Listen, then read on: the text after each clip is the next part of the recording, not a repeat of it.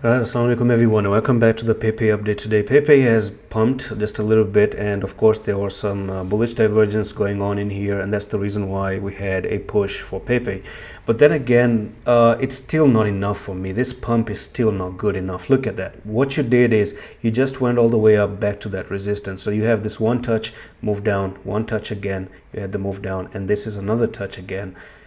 You're still not breaking it, okay? You just pumped all the way back up to that resistance. So still meaningless, right? Still meaningless, and unless we don't really see a push above, go down for the retest, move all the way to the upside. Yes, at some point you can actually head your trades here and take this profit out there, which is almost like a 40%. That's pretty good, right? Did it actually go 40% from 10,000?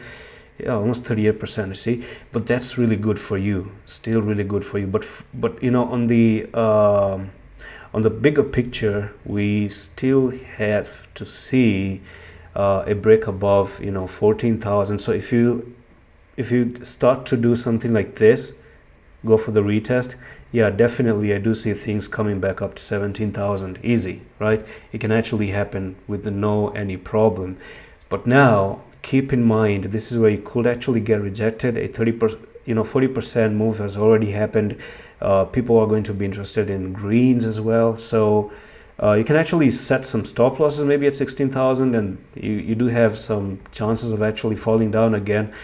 I don't know, but what I want to say in this update is that that's your resistance. This is not still something extraordinary. If you want to see something extraordinary, then you need to get above here, go up and up and up, break above 19,000, go to 20,000, boom, you really have a nice ticket to continue with Pepe all the way to the upside. And that's it for the video, and I'm going to see you with the next one in the office.